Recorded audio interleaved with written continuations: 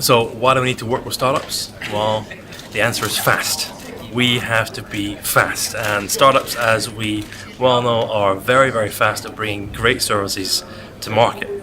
Big banks with legacy infrastructure, not so much.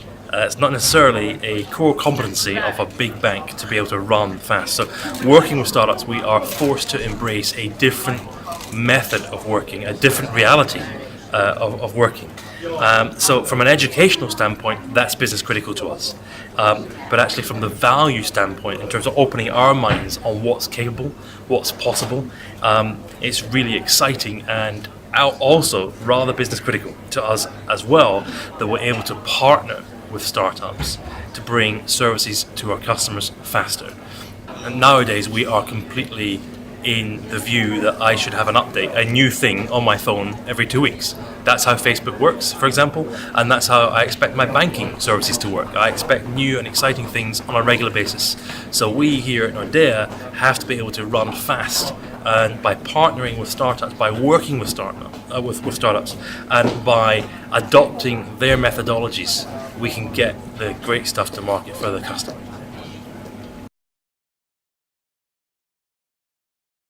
So what did we learn from the accelerator? Well, huge amounts. So let me first come to education.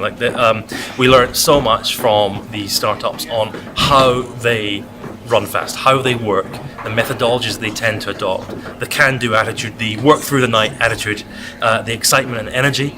That's not necessarily something that we have been known for, I think we should say, from the context of big banks. When you're looking at the huge legacy infrastructure that we've got, it's tempting to sit back and look at things in a certain and a predictable manner. And in many cases, we have to do that. We are using and holding so much customer data. The transaction information is really important to us. We have to do things the right way. Doesn't mean we have to be slow. So the number one thing that we have learned from the accelerator, was the methodology of how these companies are working. It's easy if you bring someone in from the outside and say they can tell you that, but actually seeing that happen is really important. Let me give you an example. This is my second point about speed here. We had one startup that came in, and we thought they were fantastic. The Nestholma team thought they were fantastic. We got them onto the accelerator. We cheered them, and we brought their service in to one of our colleagues in the business, and we said, "So, what do you think?" And the guy said, "Love it. This is really cool, but sorry, it's illegal." Now that had escaped our view, it had escaped Nestholma's, because we hadn't been thinking about some of the really, really important elements, and that's why you bring it to the business to get their view. So the startup listened. They listened really, really intently as our business colleague said, "Look, I'm sorry, this, that doesn't work, and that is why." And this is a learning point for us here, right? Because we said, "Thank you, thanks very much." And the startup said, "Thank you." We all parted ways. And the startup said, "Could we meet you next week?" And the business person said, "Well, okay." You know what I'm about to say, right? The startup went away. They listened to the feedback. They programmed through the night, across the week, and brought back a new service modeled on what the business guy had been talking about. And you can just imagine the response of our business. So, what? Did you just do this?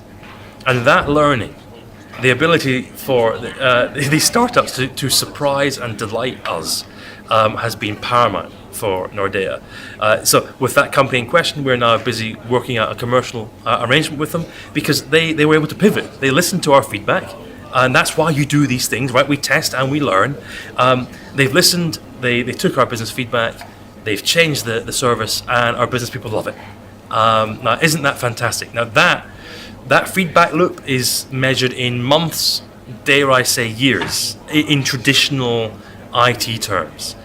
So being able to work with the accelerator to bring that innovation in, the great thinking that we thought was great, and then being able to change it, respond to it, and then bring it back into the business, fantastic.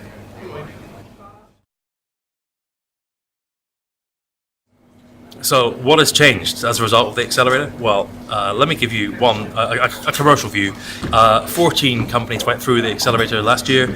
9 of them we are in commercial discussions with. So that is fantastic. That's a great strike rate. But ideally, we would work with all of the accelerator companies. So what has changed physically here in Nordea? Loads. We now have hundreds of mentors across the business. And those are individuals that put their hand up and said, "Look, any partnership, anything, any startup, I'd love to help." Fantastic. So, of those hundreds of people are now infusing others across the company that we have to run fast, that we have to listen to the wider ecosystem, work with the wider ecosystem, partner with the wider ecosystem. So that's really cool and measurable, if you like, in terms of seeing the benefits around the company. But let me talk about some of the more boring but really important elements. With the accelerator, we have to be able to work with startups, and we are talking 4 or 5 person companies. And the first question we would normally ask a company when they're coming for us to do business with them is, "Well, how long have you been trading?" And we're expecting years as an answer, right? And in many cases, the answer is, "Well, weeks, or yesterday, or we haven't made the company yet." So we've had to get very comfortable with that process and then adopt completely different or enhanced processes from a legal standpoint, from a procurement standpoint. In fact, from every operational standpoint, we've had to adjust because otherwise we can't bring this innovation in. It's all very nice talking about it, but ultimately we want to bring this to the customer or bring the benefit into Nordea. To do so, we have to do the right thing. Of course, protecting our customers, protecting Nordea, protecting the startup as well, with the right agreements and the right frameworks. But it doesn't work to put a 30-page contract in front of a startup that doesn't exist yet. So we've had to do lots of learning and lots of process change here in Nordea. And it's quite straightforward because you sit with a legal team and you say, "Look, this is what we'd like to do." And in many cases, it's actually quite straightforward to create that construct, but it's a lot of work to get it done.